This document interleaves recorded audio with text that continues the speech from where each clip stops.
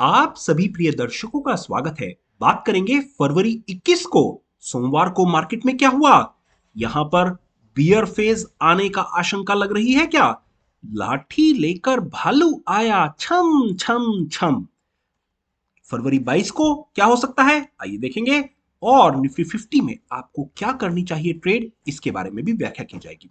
सबसे पहले अगर हम बात करें, पहला कारण यहां पर हिंडेल्को एक मेटल सेक्टर को थोड़ा सा दबा रहा है। Hindalco was among the top most loser in today's stock. आइए अगर निफ्टी का देखते हैं तो मॉर्निंग में अच्छा मोमेंटम था, यहां से लोअर लेवल से ऊपर तक गया, 17,340 तक गया। उसके बाद फिर नीचे गिरा और बंद होते होते ये 17,200 के आसपास बंद हुआ है। नीचे के लेवल पर तो बंद नहीं हुआ है, वहां से थोड़ा राहत है, बट क्या यहां से नीचे जाएगा? शायद। मेटल देखते हैं तो मेटल सेक्टर इंडिकेट करता है कि यहां पर एफआईआई और डीआई थोड़ा बिकवाली कर रहे हैं। 3% का डाउन है हिंडेल्को, तो थोड़ा संभल के काम कीजिएगा।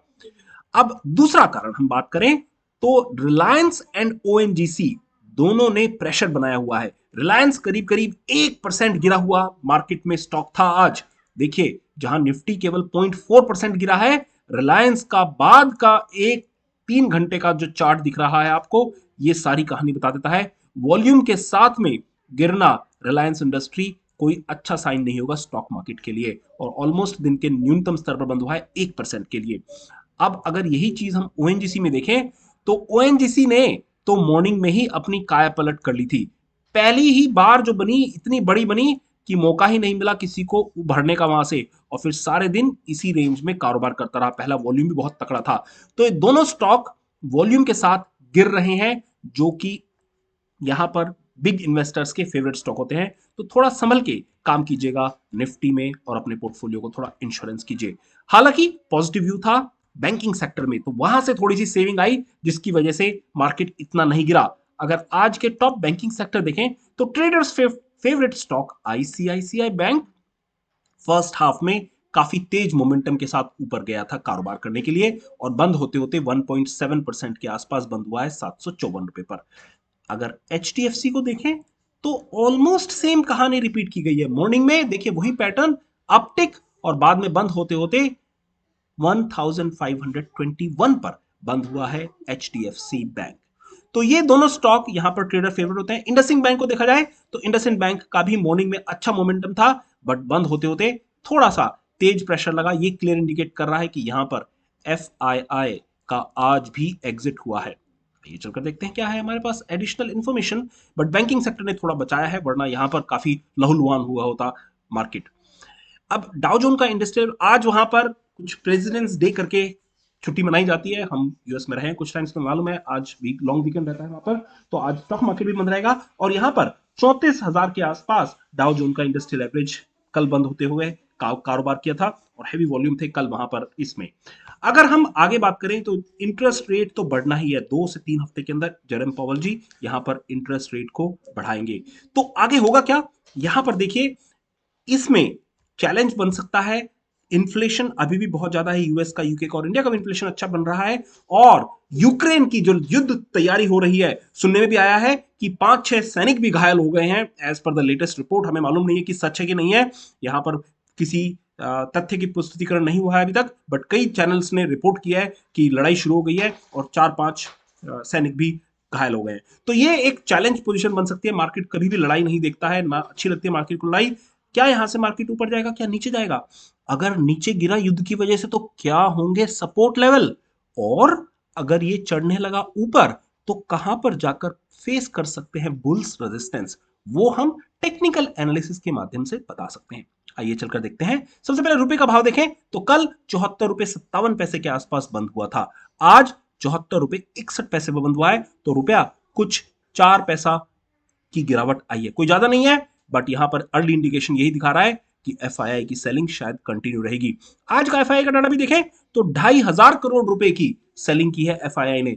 तो ये कोई हमारे हिसाब से ज्यादा अच्छी इंडिकेशन नहीं है यहां पर, जिसकी वजह से मार्केट थोड़ा नर्वस हो रहा है। देखिए, अगर आप डाटा को एनालाइज करें, जनवरी के मंथ में 42,000 करोड़ रुपीस का सेलिंग की है एफआईआई ने, और अगर आज का ये और ऐड कर दें तो यहां पर फरवरी के महीने में करीब 24.5, तो 24 मान लीजिए 24 करोड़ की, 24 लाख करोड़ की इन्होंने सेलिंग कर दी है, 24,000 करोड़ की सेलिंग हो गई है यहां पर एफआईआई के द्वारा फरवरी में भी। तो ये थोड़ा सा डराने वाला डाटा है कि एफआईआई यहां पर कंटिन्यूअसली सेल कर रहे हैं।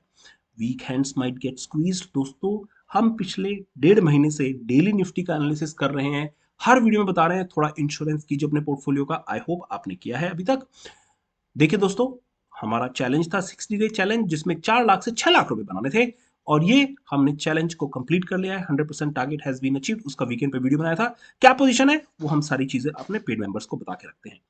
एसजीएक्स निफ्टी 200 के नीचे काम कर रहा है, 17,198 पर टू बी प्रिसाइज। आइए जरा चलकर निफ्टी का टेक्निकल एनालिसिस देखते हैं। तो सबसे पहले अगर निफ्टी का 1 घंटे का चार्ट पर देखा जाए तो निफ्टी ने यहां पर एक कैंडल बनाई है, जो ये वाली कैंडल की बात करें तो 1 से 2 के बीच की जो कैंडल बनी है, इसने सारी कहानी पलट दी। मॉर्निंग में पॉजिटिव टेरिटरी में जा रहा था, बट यहां पर आते के साथ ही एक ही कैंडल ने 2 कैंडल का बराबर खा लिया है, और ये यहां पर 17,205 के आसपास निफ्टी स्पॉट पर बंद हुआ है। तो थोड़ा सा प्रेशर मार्केट पर लगेगा। अगर कुछ पैरामीटर देखे जाएं तो देखिए अब रेजिस्टेंस क्या होगा।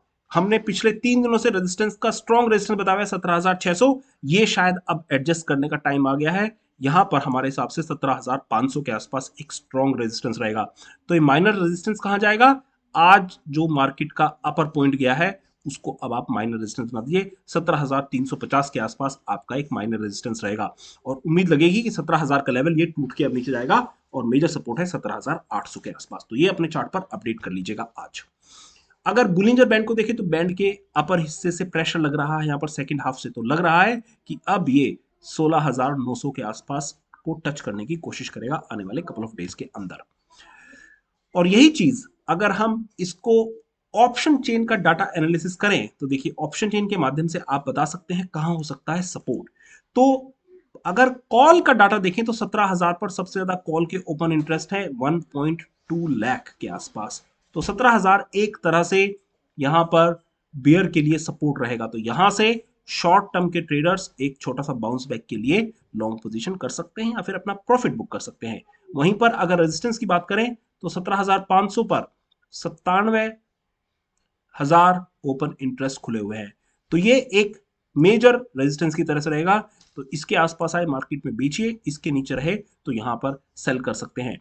जो सेकंड मेजर रेजिस्टेंस रहेगा 17,400 का कल के लिए, और यहां पर जो सपोर्ट रहेगा वो हमारे हिसाब से अब ये 17,000 का ही है। तो ये एक चीज ध्यान रखिए, कल के लिए एक ब्रॉड रेंज बन गई है 17,000 से लेकर 17,400 के आसपास।